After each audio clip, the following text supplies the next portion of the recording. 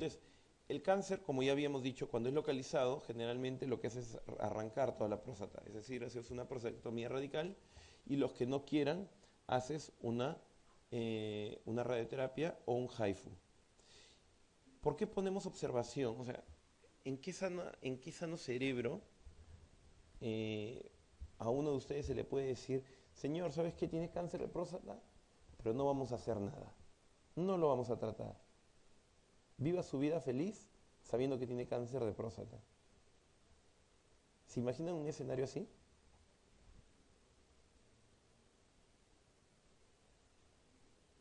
Ese escenario existe, ¿no? Eh, lo- los, este, los gringos le llaman watch and waitful, que es simplemente es una observación muy rigurosa del paciente. Imagínense que tiene un paciente que tiene, por ejemplo, 75 años, tiene un PSA en 4 y le hacen una biopsia de próstata y le encuentran un Gleason 1. Entonces, digo, Gleason 1 es un cáncer que no es tan malo, ¿no? Entonces a esa persona le dicen, eh, bueno, vamos a ver tu escala de sobrevida. Un Gleason 1 normalmente demora 20 años en crecer el cáncer de próstata hasta que mata al paciente, ¿no? Ahorita vamos a hablar, porque exactamente no es Gleason 1, ahorita lo vamos a corregir. Pero normalmente toma 20 años, entonces tiene 75 años. Ese señor se va a morir en 10 años de lo que sea. Y en 20 años recién le va a dar síntomas esto. Entonces, ¿vale la pena tratar a esta persona?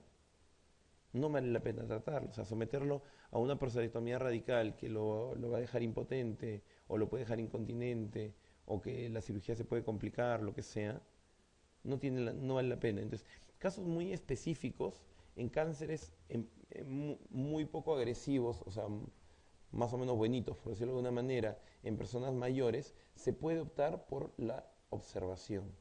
Pero tiene que cumplirse varios requisitos, que sea una persona mayor, que vaya a vivir menos de 10 años por expectativa de vida y que a la vez que sea un tumor no muy agresivo. Vamos a revisar un ratito a la escala de Gleason, que me estaba olvidando de un detalle, que es los tipos de tumores. Cuando Gleason hizo esto, lo hizo del 1 al 5 y la cosa le funcionaba más o menos bien. Habían algunos Gleason 3 que vivían más años y otros Gleason 3 que no vivían tantos años. Entonces, al ayudante de Gleason, al que le sucedió, se le ocurrió una idea muy interesante. Dijo, bueno, yo no voy a agarrar la muestra más representativa, porque no todo es exactamente igual adentro, sino voy a agarrar las dos muestras más representativas de la biopsia. Entonces, por ejemplo, si lo que más predominaba era el Gleason 4, pero también había un poco de Gleason 3, le ponía 4 más 3. Pero si, por ejemplo, lo que predominaba más era el 3 y había un poquito de 4, le ponía 3 más 4. Y si, por ejemplo, si todo era 1, le ponía 1 más 1. Y si, por ejemplo, todo era 5, le ponía 5 más 5. Y si, por ejemplo, había un poco de 5 y lo que le seguía era 3, le ponía 5 más 3. ¿Me dejo entender? Entonces se hizo una escala que iba desde el 2 hasta el 10, donde el 2 era el 1 más 1 y el 10 era el 5 más 5. Y lo clasificó así. Los tumores poco agresivos, ¿no? Son los Gleason 2, 3 y 4. Es decir, los 1 más 1, los 1 más 2 y los 2 más 2. Luego, los tumores medianamente agresivos son los 5, 6 y parcialmente 7. Ahorita explico por qué parcialmente 7. Es decir, los 5, que era por ejemplo un 2 más 3 o un 3 más 2, los 6, que eran los 3 más 3, ¿no? Y los 7, pero los 7 cuando predominaba el 3 sobre el 4. ¿Me dejo entender? Cuando el 3 era mayoría sobre el 4, era un tumor medianamente agresivo o moderadamente diferenciado, ¿no? Los anteriores también se le llama bien diferenciados. Y el 7, pero cuando predomina el 4 sobre el 3, el 8, 9 y 10 eran los indiferenciados. ¿Me dejo entender? Entonces se vio que generalmente los bien diferenciados son de excelente buen pronóstico porque normalmente demoran 15 a 20 años en crecer. Los moderadamente diferenciados normalmente demoran 10 años en crecer y los bien indiferenciados normalmente demoran 3 a 4 años en crecer. ¿Me dejo entender? Por eso es que ahí es muy importante para poder observar el tratamiento. Es muy diferente tratar un Gleason 1+1, un cáncer Gleason 1+1, que un 5+5. Un 5+5 en una persona de 75 años se la va a llevar al toque. Un 1+1 en esa misma persona probablemente no necesite ningún tratamiento y no necesite nada. Entonces, ¿quiénes son los que llegan más rápido a cáncer avanzado? Los anaplásicos, los indiferenciados, los 7, 8, 9 y 10. Y cuando llegan y ya se han expandido más allá de la próstata a lugares lejanos, tú ya no puedes curar el cáncer. Pero lo que tienes que hacer es, sabiendo que el cáncer depende de la testosterona para crecer, darle hormonas para evitar que ese cáncer crezca. ¿No? Antihormonas. Ahí viene la castración. Entonces vamos a las preguntas. ¿Cuál de estas afirmaciones no es correcta respecto al cáncer de próstata? Su incidencia aumenta desde los 50 años. Mayor frecuencia en la raza morena. Es el tumor sólido más frecuente en el varón. El 95% son adenocarcinomas. Los pacientes castrados desarrollan con más frecuencia cáncer de próstata. ¿Cuál es la falsa? ¿Cuál? La C y la E. La respuesta es la E. El tumor más frecuente, sólido, sí es el cáncer de próstata, en todo el planeta. No solo aquí en el Perú, sino en todo el planeta. Y más bien lo contrario, los castrados nunca hacen cáncer de próstata, porque no tienen testosterona, por lo tanto esa próstata jamás va a desarrollar ni crecer y nunca va a desarrollar ningún problema. Claro que tampoco se va a desarrollar como varón, pero bueno. ¿Qué pruebas de las citadas son más fiables en la detección precoz del cáncer de próstata? El PSA y la fosfatasa ácida, el PSA y el tacto rectal y la ecografía, el PSA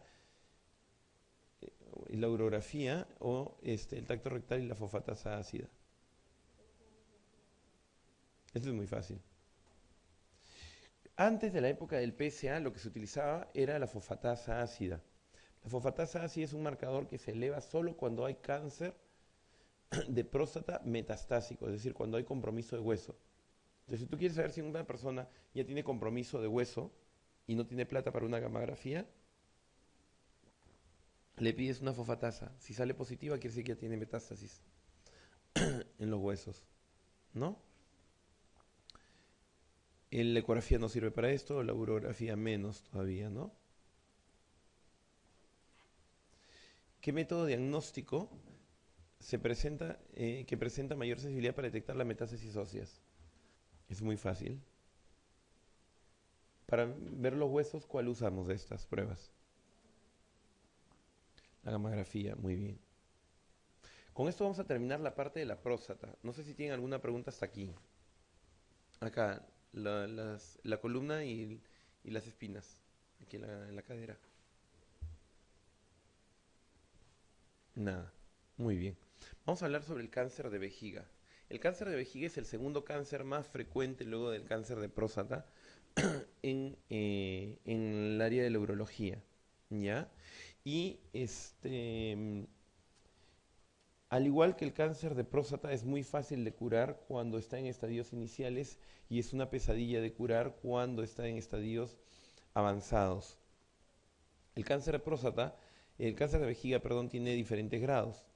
El CIS, el carcinoma in situ, el TA, el T1, T2A, T2B, T3 y como van viendo va aumentando a medida que va aumentando su profundidad va aumentando su estadiaje. El cáncer de vejiga crece en el urotelio, que es el epitelio que llaman también de células transicionales, ¿no? Entonces, Es la forma más frecuente. ¿Cuáles son los síntomas que da el cáncer de vejiga? Prácticamente su síntoma principal y el primer y tal vez único síntoma es la hematuria. Es decir, la persona empieza a orinar sangre de un momento a otro. La razón por la cual en lo que hablamos de la próstata hace un rato hacíamos la endoscopía, o sea, en un varón prostático generalmente hacemos una endoscopía cuando orina sangre.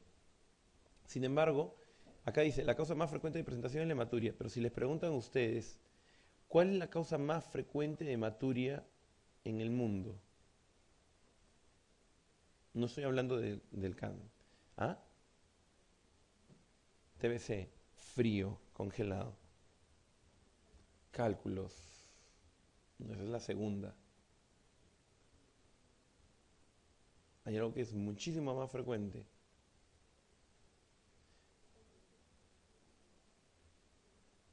Son 6 damas. De las 6, al menos uno o dos va a tener hematuria por esa causa antes de los 35 años. La infección urinaria. Ah, no, 7 damas. Entonces, definitivamente 2. Entonces, la causa más frecuente en el mundo de hematuria es la infección urinaria común y corriente. Cuando a veces se mete una Klebsiella, cuando se mete un enterococo, cuando se mete un enterobacter, se mete la famosa E. coli, si justo se les ocurrió al bendito bicho adherirse justo en un lugar donde había algún vasito sanguíneo, algún vasito dentro de la vejiga, pues la persona va a tener hematuria.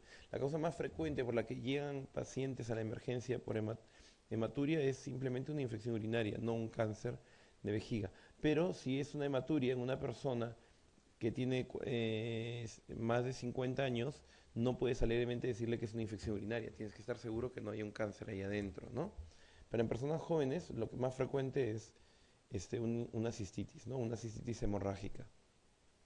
Los factores de riesgo de lo que es el cáncer de vejiga es el tabaco, que es bastante frecuente, los fumadores, ¿cuántos fumadores han muerto en su ley con un cáncer de vejiga?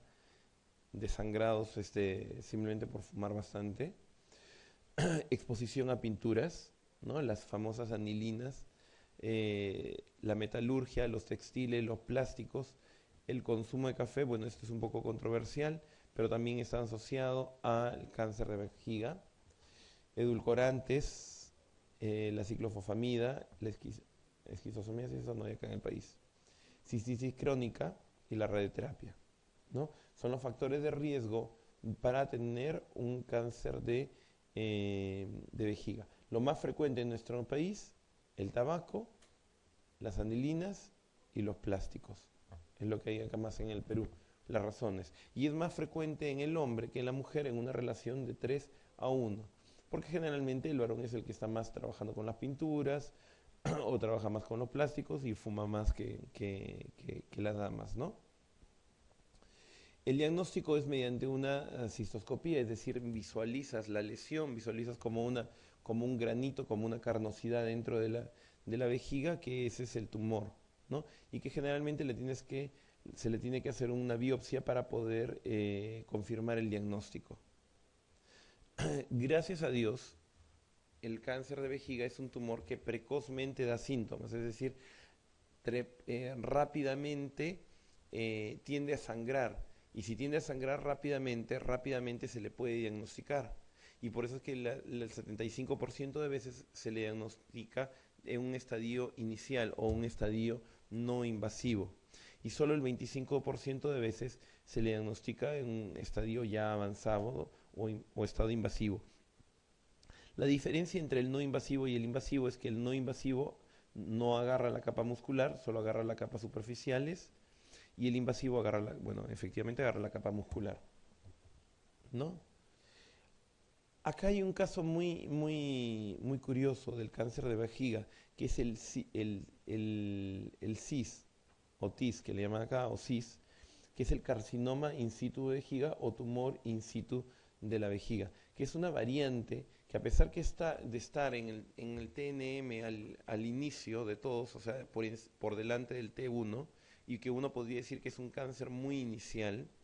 El cáncer in situ es un tumor que es muy agresivo y es un cáncer de mal pronóstico. Es decir, una persona que tenga un factor de mal pronóstico es que la persona tenga un carcinoma in situ.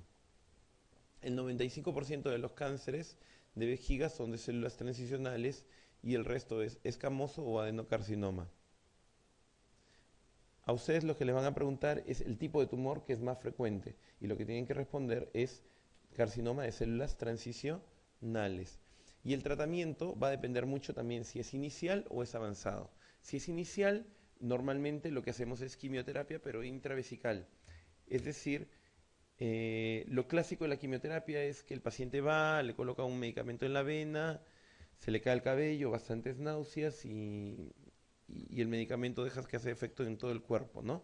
Pero el cáncer de vejiga no, lo que hacemos es colocar una sondita, un tubito, y por ahí inyectamos los líquidos, dejamos que los líquidos se remojen dentro de la vejiga un par de horas y de esa manera eso produce una destrucción de las células neoplásicas. Ahora, ¿a alguno de ustedes se le ocurrió por qué se trata con bacilo de Calmette-Guerin el cáncer de vejiga? ¿Por qué se trata con el bacilo de la tuberculosis? O sea, ¿cómo con el bacilo de la tuberculosis se le trata al cáncer de vejiga? En realidad dejamos que el mismo cuerpo destruye el cáncer. Al colocar el bacilo de Koch ahí dentro, ¿no? Lo que producimos es una reacción inmunológica en el cuerpo, en donde el cuerpo va a despertar reaccionando ante el bacilo y va a comerse todo lo que encuentra a su paso. Y dentro de eso se come el cáncer de vejiga. Es una terapia que solo funciona para el cáncer de vejiga, no funciona prácticamente. Y por eso es que algunos no le llaman quimioterapia, sino le llaman inmunoterapia, ¿no? Porque haces que produce una hiperestimulación del sistema inmunológico que produce este efecto, ¿no? Pero cuando el cáncer ya agarró los músculos, esta inmunoterapia no sirve.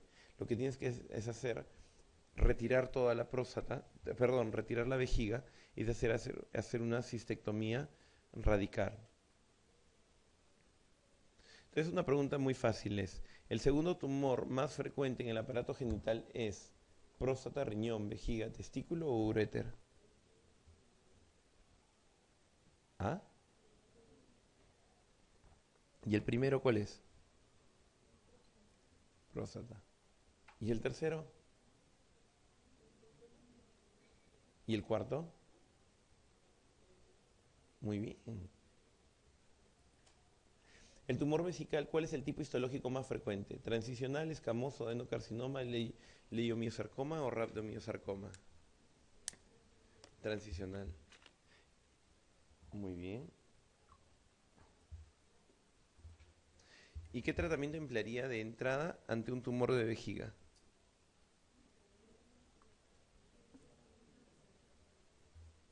¿Mm? Les doy una pista, no es ni la D ni la E.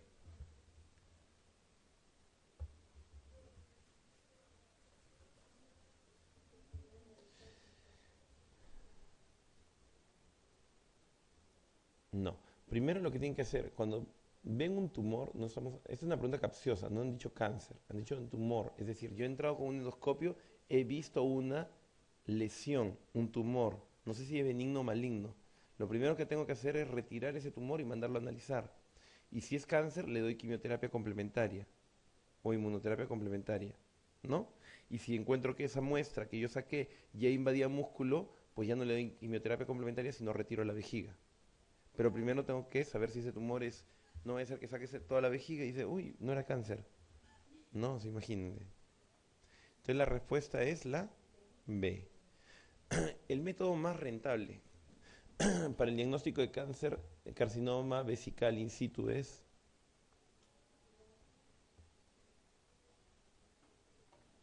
cistoscopía, urografía intravenosa, ecografía, citología, biopsia vesical. La citología. Es una pregunta capciosa porque están poniendo la palabra rentable. O sea, en otras palabras, el método más barato. Y el más barato es un Papa Nicolau de la orina, ¿no? Ahora, si les preguntan cuál es el método más fiable, esa es otra historia. Porque el Papa Nicolau tiene la tasa de certeza no llega ni al 10%. Es decir, de 100 personas que tienen cáncer de vejiga, solo en 10 el Papa Nicolau saldrá positivo. O sea, es muy bajo, ¿no? Vamos a regresar al anterior. Pero si yo les preguntara cuál es el método más eficaz para el diagnóstico del cáncer de vejiga, ¿cuál sería la respuesta? Biopsia. Pero para hacer la biopsia necesito hacer primero una cistoscopía, ¿no? Para poder ver previamente, ¿no? Cistoscopía. Es más, el método más eficaz, en realidad la pregunta estaría incompleta, el método más eficaz es la cistoscopía más fluorescencia. Es decir, hay un líquido que se llama el Helix, que es que tú lo inyectas a la vejiga y se impregna y al cáncer a las células tumorales de la vejiga y se colocan justo del color de la chompa de la señorita. De ese color se coloca. Entonces tú entras y todo está así, ese color lila.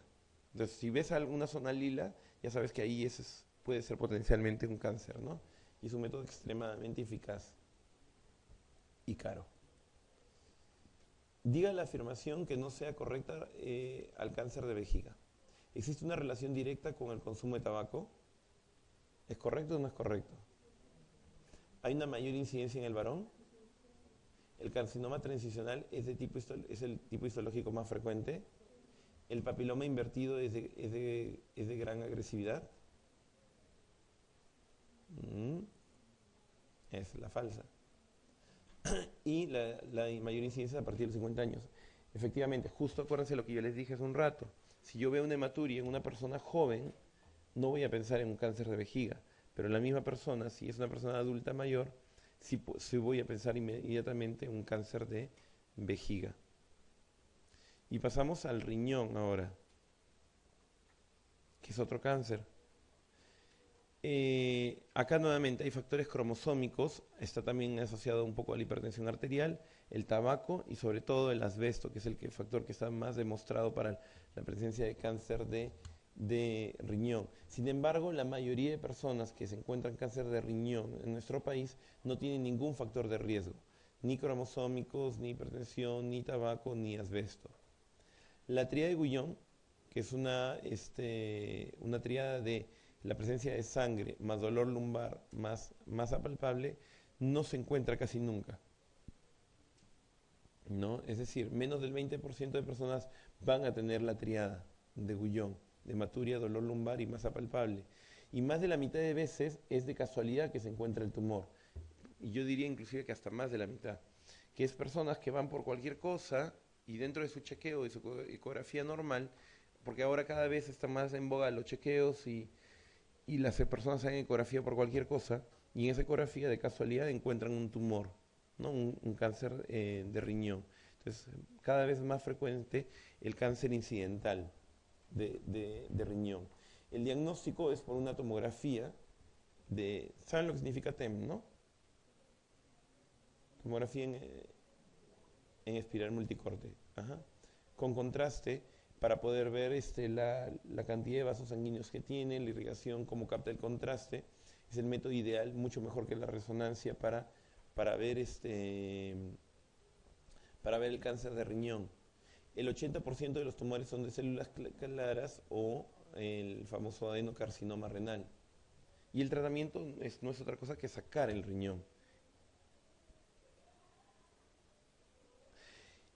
Ahora, conforme han pasado los años, cada vez hemos estado encontrando por estas cosas incidentales los cánceres más precozmente.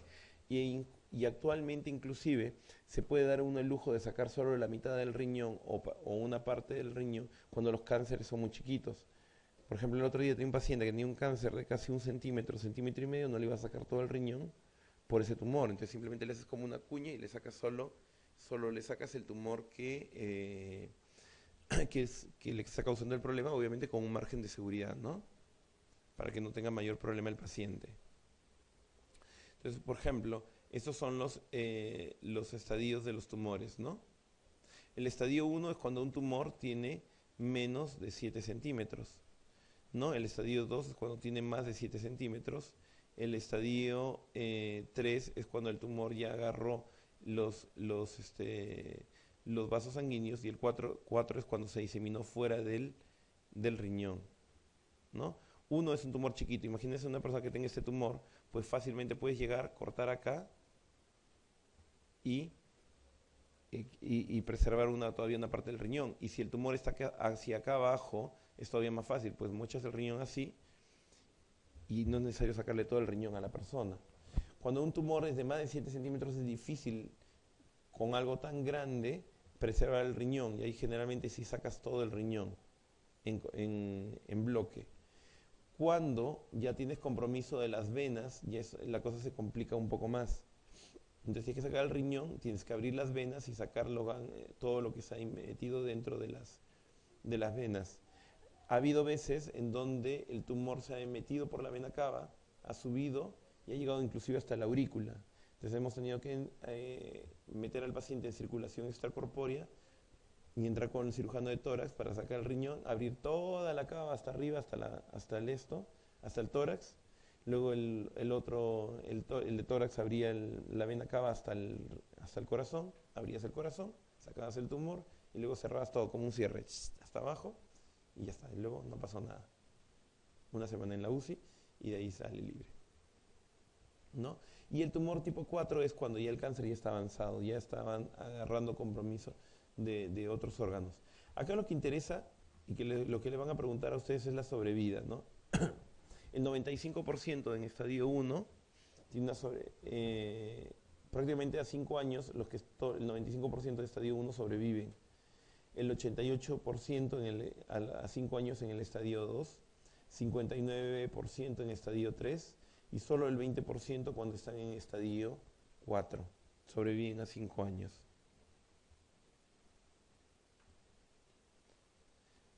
Listo, estas son preguntas más o menos fáciles. ¿Cuál de estas afirmaciones es incorrecta respecto al cáncer renal? Hay una mayor incidencia en pacientes con enfermedad de von Hippel-Lindau. El tipo histológico más frecuente es el adenocarcinoma. El tratamiento de elección es la nefrectomía radical. Más de 40% de los tumores renales se detectan en forma incidental. Es más frecuente entre los 20 y 40 años. A pesar que no sepan la primera, porque no se los he mencionado, que es una enfermedad a la cual se ha asociado el cáncer de riñón, es muy fácil darse cuenta cuál sería la respuesta falsa.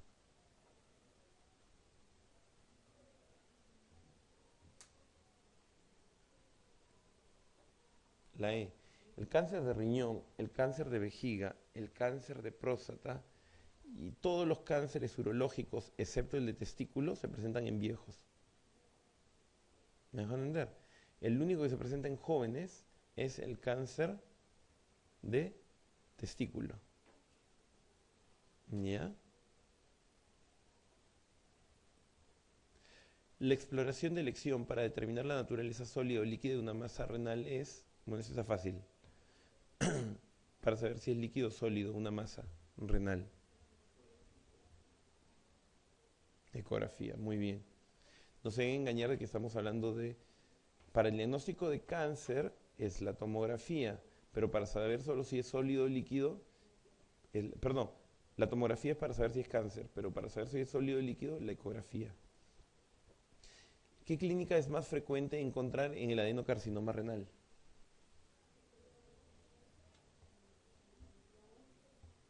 La famosa triada de Guyon, que hablaban hace un rato. No es frecuente, pero lo que trata de hacer esa pregunta es justo imitar la triada de Guyon, que ya les dije que no es lo más frecuente, pero normalmente el cáncer de riñón no da síntomas, ¿no? O sea, el primer síntoma que da es o debuta o es un hallazgo incidental o empieza a orinar sangre. Es raro encontrar el resto, pero si les fuerzan a escoger en esta opción, la más frecuente entre estas opciones es la hematuria, el dolor lumbar y la masa palpable. Ahora, la masa, acordemos que la vejiga está, el riñón está atrás. Esa masa debe tener más de 15 centímetros para recién poder ser palpable, lo cual estamos hablando de un estadio T4 bien avanzado, ¿no? A ver, esto tampoco hemos hablado. Respecto al nefroblastoma o el tumor de Wilms, ¿es erróneo que? Vamos a ver, el tumor de Wilms es el tumor, es el cáncer, es el único cáncer que se encuentra en niños, no crece en adultos y es muy agresivo, lamentablemente. Es característico la palpación abdominal, es obligatorio realizar la radiografía de tórax, la supervivencia tras el tratamiento actualmente es elevada, no se suele asociar a otras patologías, es una tumoración genitourinaria más frecuente en niños. El erróneo es que no se suele asociar a otras patologías, porque generalmente estos niños vienen con un montón de malformaciones congénitas, cuando tienen el tumor de Wilms.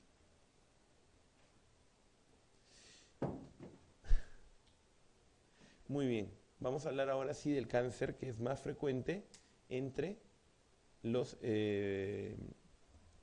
jóvenes. Y nuevamente lo que dijimos hace un ratito, es más frecuente entre los 20 y 40 años. Está asociado a criptorquidia, a atrofia de los testículos, a cáncer testicular contralateral.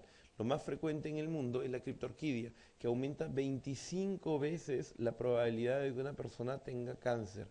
Es decir, si por ejemplo tenemos, si la probabilidad de una persona de tener cáncer de testículo es de 1 en 1000, pues prácticamente esa probabilidad aumenta 25 veces en una persona que tenga criptorquidia.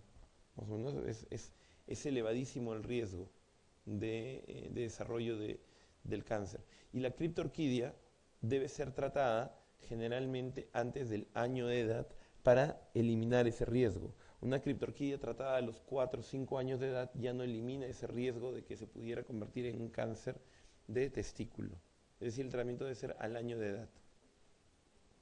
La principal manifestación es una masa dura, es decir, el testículo aumenta de tamaño y se pone duro, ¿no? Y la transluminiscencia es negativa. ¿Se acuerdan lo de la transluminiscencia? Esto que con una linternita iluminas cuando el escroto se aumenta de tamaño y se pone todo rojo, quiere decir que es líquido, y cuando no se pone todo rojo quiere decir que es sólido, ¿no? Negativa quiere decir que no se pone todo rojo. El 95% de veces las causas son células germinales y el más frecuente en todo el planeta, incluyendo el Perú, es el seminoma. Entonces, es una pregunta que también les pueden hacer con frecuencia. El cáncer de testículo más frecuente es el seminoma. Es raro encontrarlo en personas mayores de 50 años y generalmente cuando se encuentra, la causa más frecuente es el linfoma. En niños, lo más frecuente es el tumor de saco vitelino. Y para el diagnóstico nosotros usamos 4 cosas. Falta cada una. La clínica, la alfa-fetoproteína, la HCG, y la deshidrogenasa láctica. Pero acá también falta la ecografía. La ecografía es importantísima para el diagnóstico de un cáncer de testículo. Es muy fácil y prácticamente el 95% de los tumores de testículo se pueden detectar mediante una ecografía, porque simplemente ven el cambio en su densidad, es patognomónico de un cáncer de testículo.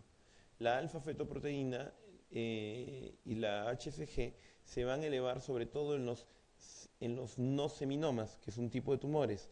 Los seminomas, esa es otra pregunta que a veces se hace, jamás elevan ni la alfa-fetoproteína ni la HCG. Toda persona que la patología te puede llegar seminoma, pero si la persona tenía previamente marcadores elevados, definitivamente, aparte del seminoma, debe haber una porción que sea no seminoma en ese paciente.